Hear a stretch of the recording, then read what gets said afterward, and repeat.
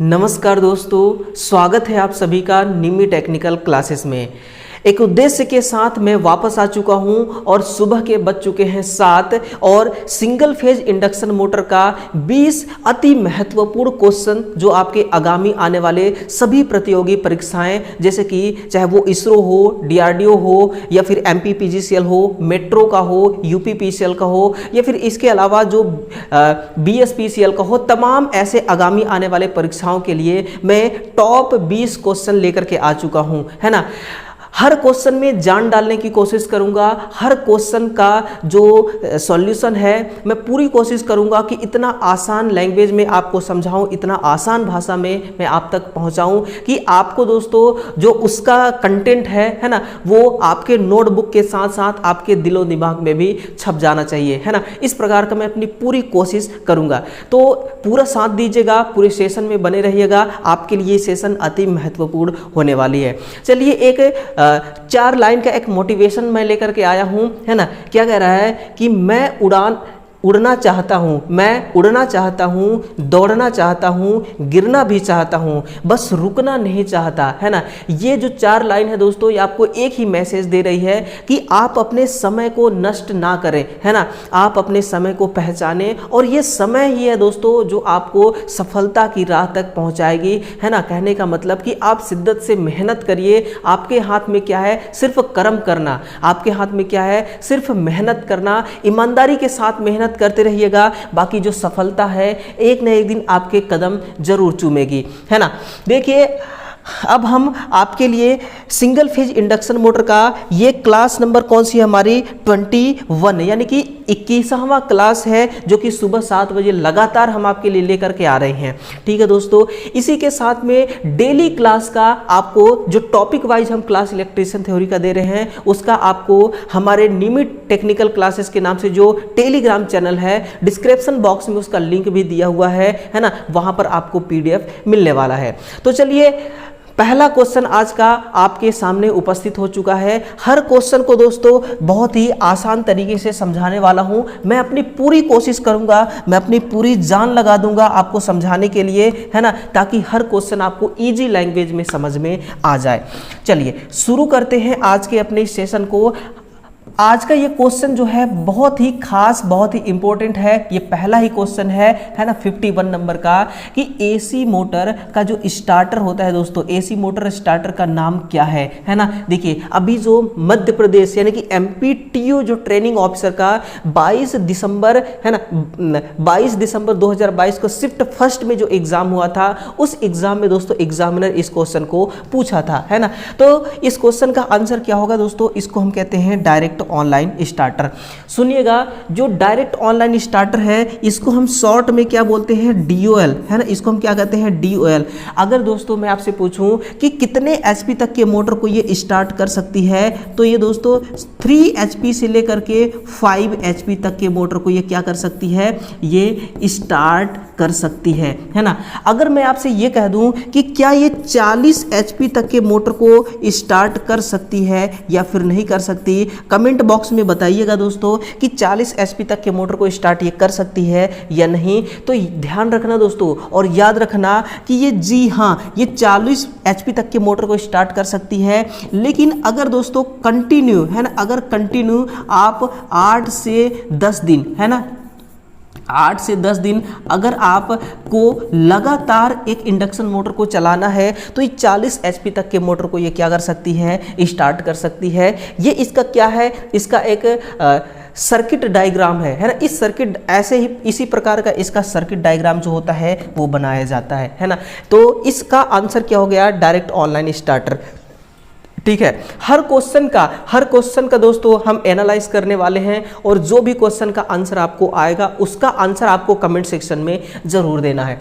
कार्य करने के लिए जो बलागुण उपलब्ध होता है ना, उसे हम किस रूप में जानते हैं? उसको हम किस रूप में जानते हैं? तो उसको हम कहते हैं साफ्ट बलागुण, है ना। ये साफ्ट बलागुण क्या होता है? अगर आपसे एग्जामिनर पूछ दे, क्या पूछे कि साफ्ट बलागुण जो होता है ना, इसका फॉर्मूला क्या होता है, तो साफ्ट बलागुण का फॉर्मूला होता है दोस्तों कि जो BHP होता है इसको आपको 735.5 गुणे 60 से मल्टीप्लाई करना होता है और 2 पाई इंटू सिंक्रोनस स्पीड जो होती है ना, इससे आपको डिवाइड करना है। तो ये आपका शाफ्ट टार्क जो है वो निकल करके आ जाएगी। शाफ्ट टार्क को हम क्या करते हैं दोस्तों, इसको हम उपयोग में लेते हैं, इसको हम क्या करते हैं, इसको हम कार्य में लेते हैं, यूटिलाइज करते हैं, है ना। उपयोगिता हमारा क्या है, शाफ्ट टॉर्क है। आर्मेचर टॉर्क क्या है, एक प्रकार का ये डेवलप टार्क होती है। ये कौन सी टार्क है, ये डेवलप्ड टार्क होता है ना, ये डेवलप टार्क होता है। डेवलप टॉर्क जो होता है ये अधिक होता है शाफ्ट टॉर्क से, और डेवलप टॉर्क जो होता है इसी को हम आर्मेचर टॉर्क कहते हैं। आर्मेचर टॉर्क के लिए फॉर्मूला होता है कि back EMF into armature current गुणे 60/2 पाई सिंक्रोनस स्पीड। ये किसके लिए है दोस्तों, ये आर्मेचर टॉर्क के लिए है और ये शाफ्ट टॉर्क के लिए है ना। एक मोटर में कितने टॉर्क होते हैं, है ना, तो बताइएगा। एक मोटर में 2 टॉर्क होते हैं, कौन कौन सा, एक होता है आर्मेचर टॉर्क और दूसरी होती है शाफ्ट टॉर्क, है ना।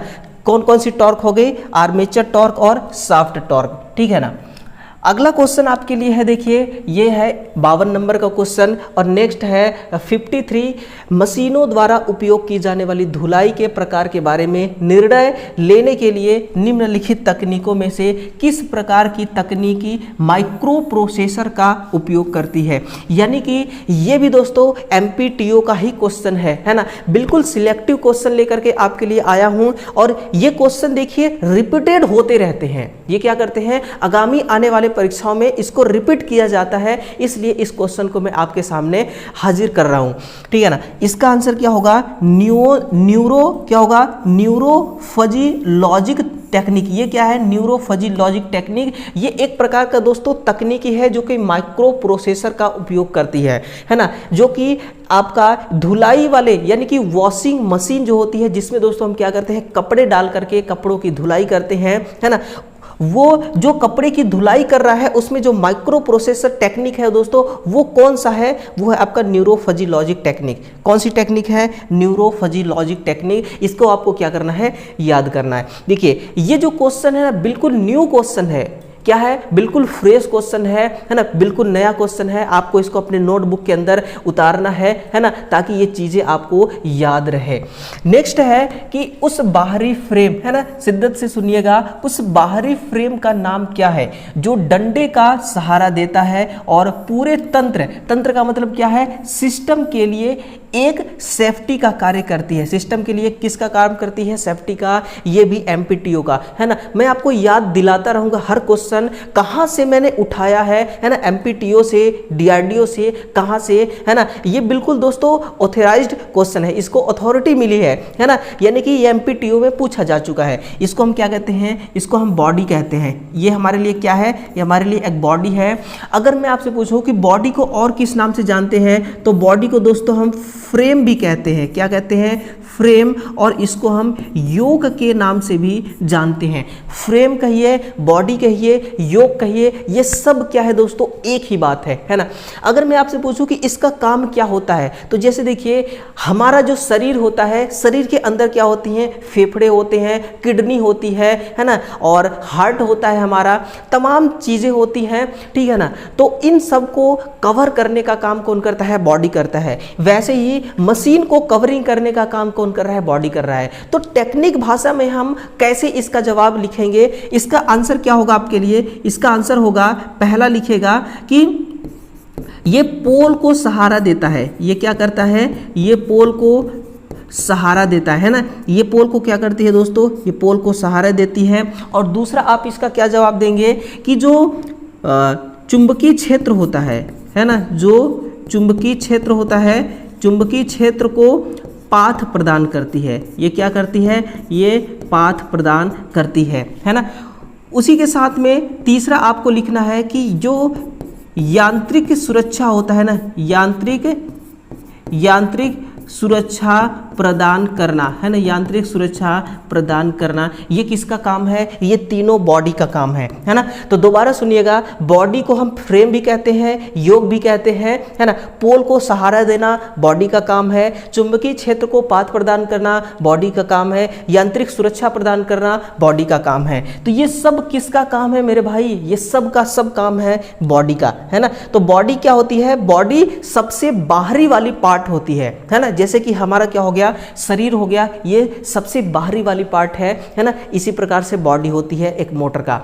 देखिए जो मोटर होती है मेरे भाई, है ना, मोटर क्या होता है कि आज के टाइम पे ना मोटर से इतने सारे सवाल बन रहे हैं, आप खुद देखिएगा, लगातार एमपीटीओ से पूछा जाने वाला, वो भी फर्स्ट शिफ्ट का क्वेश्चन इतने सारे सिंगल फेज मोटर से, है ना, फिर 3 फेज मोटर से पूछा गया रहा होगा, सिंक्रोनस मोटर से पूछा गया रहा होगा, अल्टरनेटर से पूछा गया रहा होगा, यानी कि जितने मोटर है सभी से सवाल पूछे जाते हैं। तो देखिए कितनी बड़ी बात है ये कि एक सिंगल फेज मोटर एमपीटीओ कितना यहां से क्वेश्चन पूछा गया था, पूछ लिया गया था, है ना।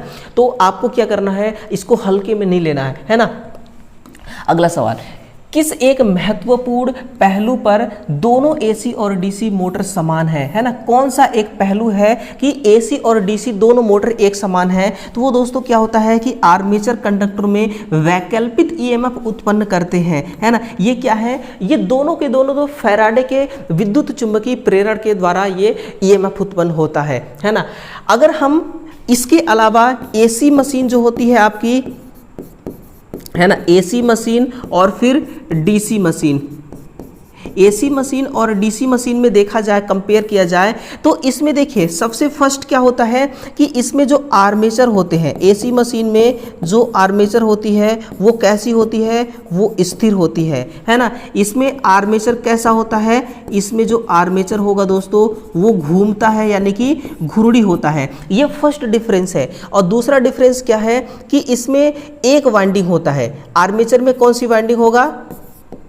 सिंगल वाइंडिंग होती है, और इसमें दोहरा वाइंडिंग, इसमें 2 वाइंडिंग होता है।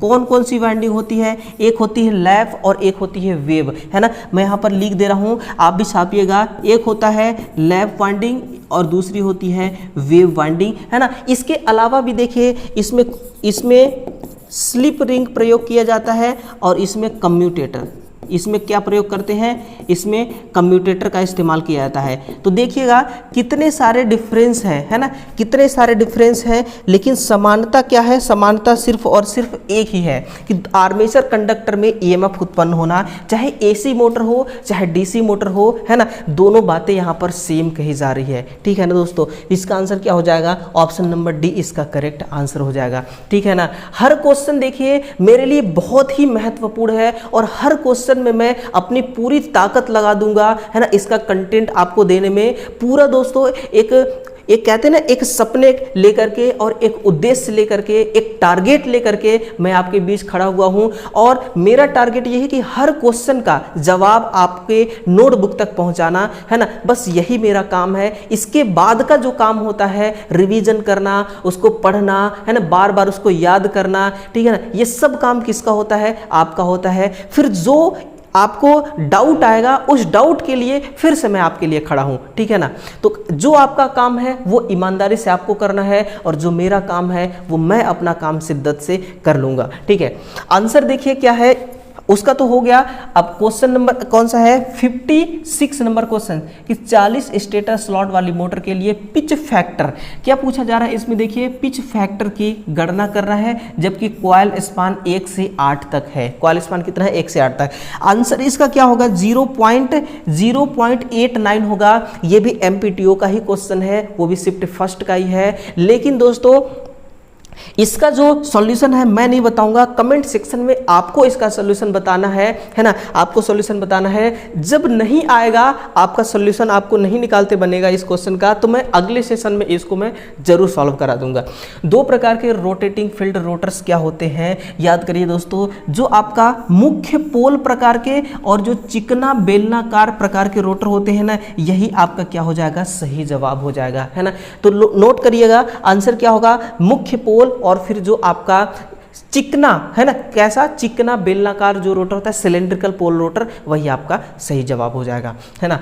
स्टेपर मोटर की संरचना चित्र में दी गई है। स्टेपर मोटर के प्रकार को पहचानिए, ठीक है। स्टेपर मोटर कई प्रकार के होते हैं, उसमें से ये जो आपके लिए चित्र में दिखाया गया है ये किस प्रकार का मोटर है, स्टेपर मोटर। देखिए स्टेटर वाइंडिंग है, रोटर में भी वाइंडिंग है ना, किस प्रकार का ये होगा, तो इसको हम कहते हैं, इसको हम क्या कहते हैं दोस्तों, स्विच अनिच्छा स्टेपर मोटर। इसको हम क्या कहते हैं, स्विच्ड, जिसको हम कहते हैं एसआर मोटर। इसको हम क्या कहते हैं, शॉर्ट में एसआर मोटर के नाम से भी जानते हैं। देखिए एसआर मोटर की अपनी एक अलग ही क्वालिटी होती है ना। इसका उपयोग कहाँ पर करते हैं, सबसे पहले जो फीटर वाले विद्यार्थी हैं, है ना, जो फीटर वाले विद्यार्थी हैं, ये ध्यान से सुने, लेथ मशीन में इसका यूज किया जाता है।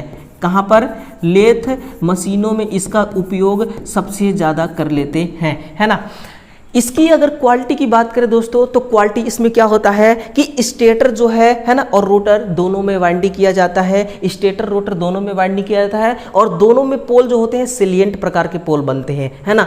और जो स्टेटर वाइंडिंग है, ये कौन सी वाइंडिंग है, ये आपकी स्थिरक, है ना, मैं लिख देता हूं यहां पर स्टेटर वाइंडिंग। इस स्टेटर वाइंडिंग को जो सप्लाई है ना, वो सप्लाई कैसे मिलती है, तो सप्लाई मिलती है दोस्तों कंट्रोल लूप, है ना, मैं यहां पर लिख दे रहा हूं कंट्रोल लूप सिस्टम द्वारा, है ना, कंट्रोल लूप सिस्टम द्वारा इसको सप्लाई दिया जाता है स्टेटर वाइंडिंग को। और इसके शाफ्ट में, है ना, मैं फिर से यहाँ पर लिख रहा हूँ, जो इसका शाफ्ट होता है ना, इस शाफ्ट पर क्या लगा होता है, एक सेंसर लगी होती है, जिसको हम क्या कहते हैं, पोजीशन डिटेक्टर के नाम से जानते हैं। इसको हम क्या नाम से जानते हैं, पोजीशन डिटेक्टर, है ना, पोजीशन डिटेक्टर। ये एक प्रकार का क्या होता है, सेंसर होता है। ये सेंसर बताता है कि किस प्रकार का सिग्नल और कैसा सिग्नल चाहिए हमें, फिर उसी प्रकार का सिग्नल या फिर पल्स कंट्रोल लूप सिस्टम के द्वारा दिया जाता है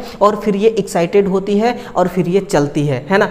तो ये सिस्टम होता है, इसका एक वर्किंग प्रिंसिपल इसको हम कह सकते हैं, है ना। और इसका जो इसमें इसकी जो आरपीएम है, देखिए इसकी जो गति है बहुत ज़्यादा होती है ना। इसकी गति होती है लगभग 30,000 आरपीएम। कितना, 30,000 आरपीएम इसकी क्या होती है, स्पीड होती है। लेकिन इसमें आवाज़ बहुत ज़्यादा होती है ना। इसमें क्या होती है, आवाज़ बहुत अधिक होती है, यानी कि नॉइस इसमें बहुत ज़्यादा होता है ना। ये इसकी क्या है, डिसएडवांटेज है। और एडवांटेज है कि 30,000 आरपीएम होती है ना। और कोई ज़रूरी नहीं है कि स्टेपर मोटर है तो स्टेप बाय स्टेप जहाँ पर चलती है वहीं पर यूज करते हैं। इसके अलावा भी कई जगहों पर इसका इस्तेमाल कर लिया जाता है ना।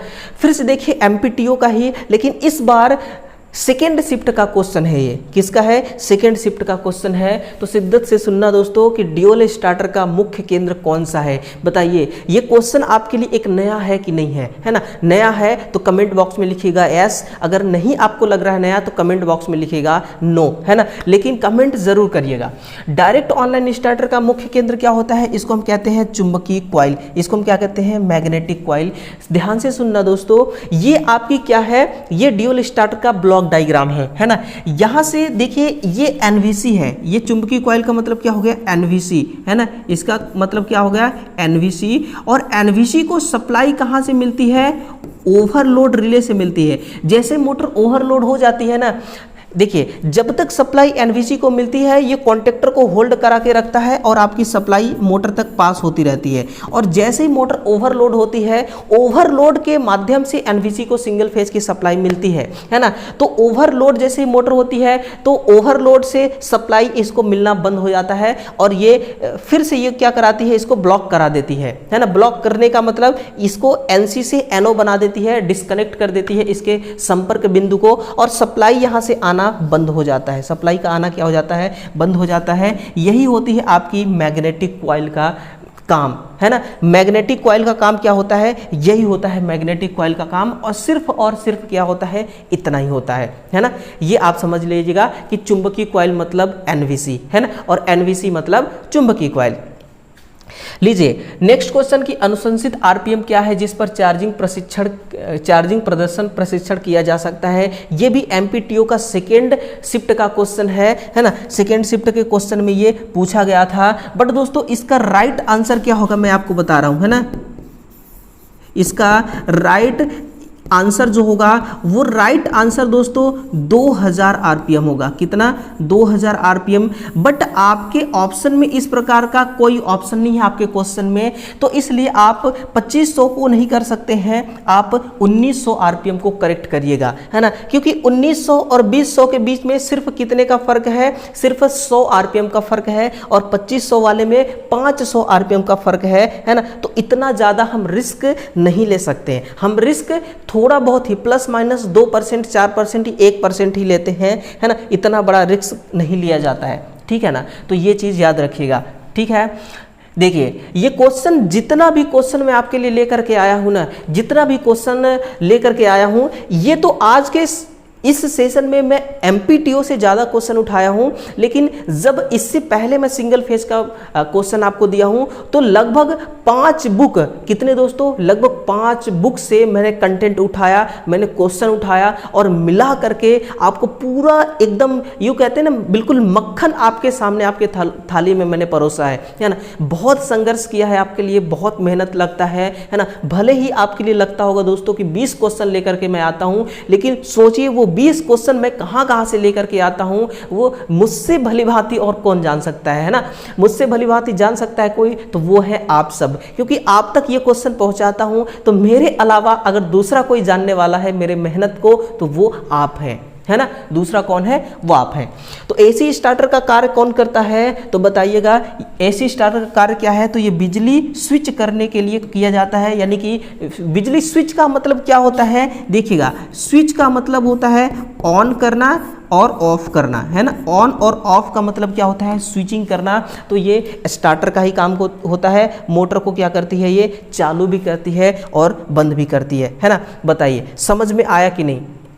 निम्नलिखित में से कौन सा इंजीनियरिंग ड्राइंग का अनुप्रयोग करता है? तो डिजाइनिंग विचारों का संचार करने के लिए, कम्युनिकेशन करने के लिए। यानी कि मान लीजिए दोस्तों कि आप एक टीम के साथ खड़े हुए हैं, है ना। आपको क्या करना है? मान लीजिए कि एक बिल्डिंग तैयार करना है, तो आप क्या कहेंगे? पहले एक मैप बनाएंगे, जिसको हम अपनी भाषा में क्या कहते हैं? ड्राइंग, है ना। कि कैसे कैसे कितने बाई कितने का कमरा रहेगा, कहाँ पे वॉशरूम रखना है, कहाँ पे किचन रूम रखना है ना, और कहाँ पे आपके लिए गैलरी छोड़ना है, और कितने बाई का कमरा लेना है, बनाना है। ये सारी चीज़ें आप क्या करेंगे? कम्युनिकेट करेंगे अपने टीम के साथ। एक ड्राइंग डिजाइन करेंगे, ड्राइंग तैयार करेंगे। तो वही होता है इंजीनियरिंग ड्राइंग का मतलब क्या होता है? कि डिजाइनिंग विचारों का संचार करना, कि हम किस प्रकार से डिजाइन करेंगे, इस पर विचार करना, और विचार करके आपस में कन्वेंस करना, आपस में कम्युनिकेट करना। ये किसका काम होता है? ये दोस्तों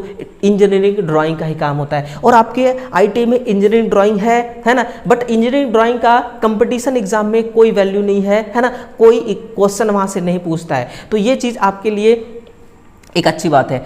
निम्नलिखित में से कौन सी एसी मोटर का प्रकार देखिए नहीं है? वो आपका सीरीज मोटर नहीं है, ये एक डीसी मोटर का प्रकार है। ये किसका प्रकार है? ये है डीसी मोटर का प्रकार। ये किसका है? डीसी मोटर का प्रकार। बाकी सब इंडक्शन मोटर, सिंक्रोनस मोटर, है ना, एकल चरण मोटर, ये सब एसी मोटर है, एसी सप्लाई चलते हैं। बस सीरीज मोटर जो है वो डीसी से चलती है ना।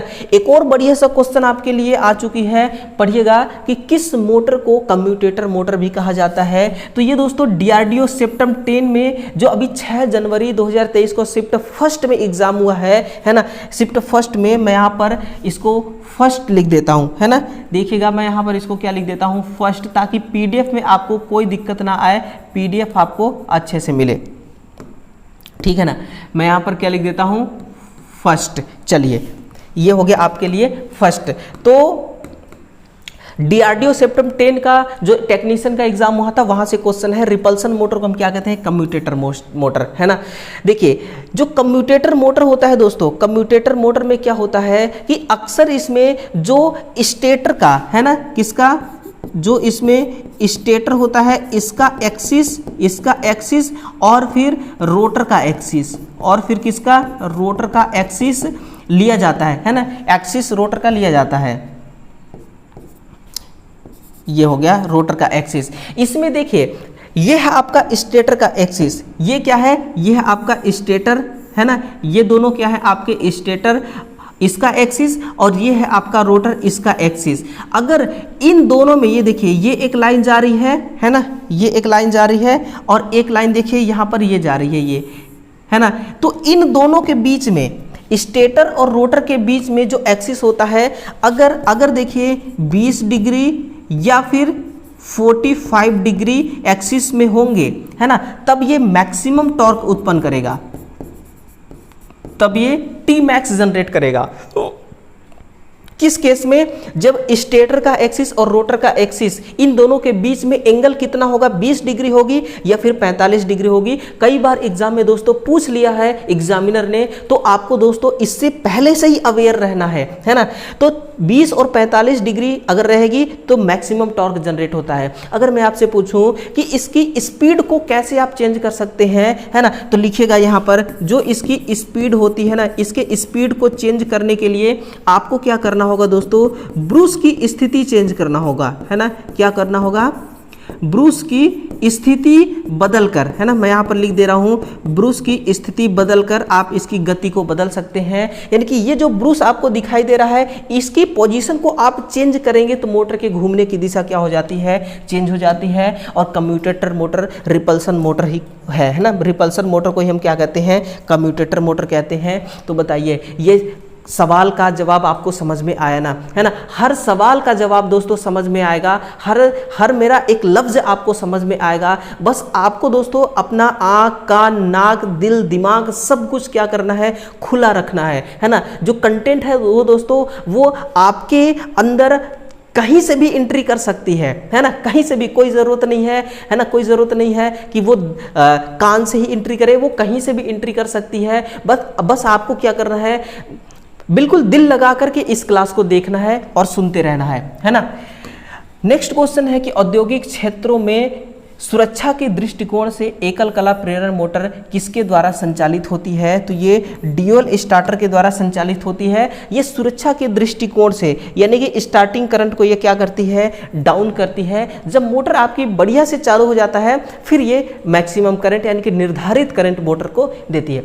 एकल प्रावस्था मोटर के लिए सेंट्रीफ्यूगल स्विच किसके साथ संयोजित रहती है, तो ये दोस्तों सहायक वायरिंग से सीरीज के साथ, सहायक वाइंडिंग जो होता है उसके सीरीज क्रम में सेंट्रीफ्यूगल स्विच को क्या करते हैं, उसको हम कनेक्ट करते हैं। और सेंट्रीफ्यूगल स्विच के लिए मैं एक आपके लिए पर्सनल एक स्पेशल क्लास मैंने दिया है। अगर उस वीडियो को आपने नहीं देखा होगा उस क्लास को, तो आप जरूर देखना, है ना। बहुत बढ़िया, वहां पर 12 से 15 क्वेश्चन है, हर टाइप के, हर लेवल के, और कितना भी घुमा फिरा करके अगर क्वेश्चन एग्जामिनर पूछता है ना तो भी आप कंफ्यूज नहीं होंगे। उस लेवल का क्वेश्चन मैं वहां पर आपको सॉल्व कराया हूं, है ना।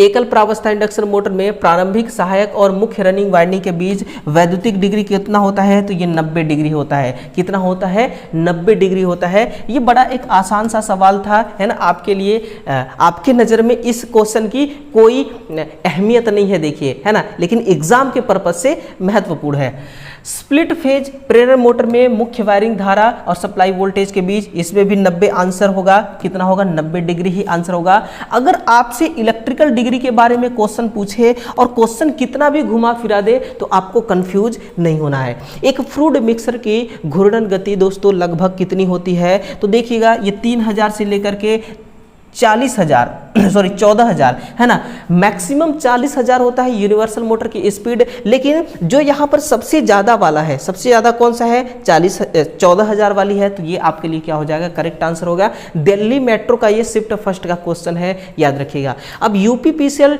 टेक्नीशियन का 2018 का क्वेश्चन लेकर के आया हूं मैं कि एक यूनिवर्सल मोटर के घूमने की दिशा को कैसे आप उलट फेर कर सकते हैं, है ना। तो आप उलट फेर कर सकते हैं ब्रूस की पोजीशन को चेंज करके। ये है यूनिवर्सल मोटर, देखिए, है ना, यहां पर ये जो ब्रूस लगा हुआ है, इस ब्रूस की पोजीशन को आप चेंज करके क्या कर सकते हैं मेरे भाई, इसके घूमने की दिशा को उलट फेर कर सकते हैं, ठीक है। सारे क्वेश्चन देखिए कंप्लीट हो चुके हैं और सारे क्वेश्चन जो हैं वो आपके नोटबुक तक पहुंच चुके हैं। अब बताइए ये क्लास आपको कैसा लगा, है ना। मुझे पूरा यकीन है कि ये क्लास आपके दिल को जरूर छुआ होगा, है ना। अगर आपने प्रेम से और शिद्दत से देखा होगा, सुना होगा इस क्लास को, तो ये क्लास आपके दिल को टच किया होगा दोस्तों। और इसी प्रकार का क्लास पाने के लिए हमारे चैनल को जरूर सब्सक्राइब कीजिएगा, है ना। और दूसरे विद्यार्थियों तक बिल्कुल शिद्दत से शेयर करना है आपको और सेशन को लाइक करना है। और कल सुबह, है ना, कल सुबह फिर से आपको आना है। इसी तरह आपको लगातार दोस्तों, इसी तरह आपको क्या करना है, लगातार आपके लिए जो सवाल लेकर हम आ रहे हैं उस सवालों से मुकाबला करना है। और एग्जाम होने से पहले पहले आपको अपने आप को दोस्तों क्या करना है, तैयार करके रखना है, ठीक है ना। मैं उड़ना चाहता हूं, दौड़ना चाहता हूं, गिरना भी चाहता हूं, लेकिन दोस्तों मैं रुकना नहीं चाहता, है ना। चाहे कुछ भी हो जाए मैं रुकना नहीं चाहता, है ना। तो ये आपके लिए एक बहुत ही अच्छा मोटिवेशन लाइन था, है ना। चलिए मिलते हैं दोस्तों कल से। कल फिर से आपके साथ सुबह 7 बजे मैं आने वाला हूं, तो आना मत भूलिएगा कल सुबह 7 बजे, है ना। मिलते हैं, तब तक के लिए आप सभी का बहुत बहुत धन्यवाद। आप सबने इस क्लास को बहुत प्रेम दिया, बहुत शिद्दत से देखा, है ना। आप सभी को बहुत बहुत धन्यवाद। Thank you.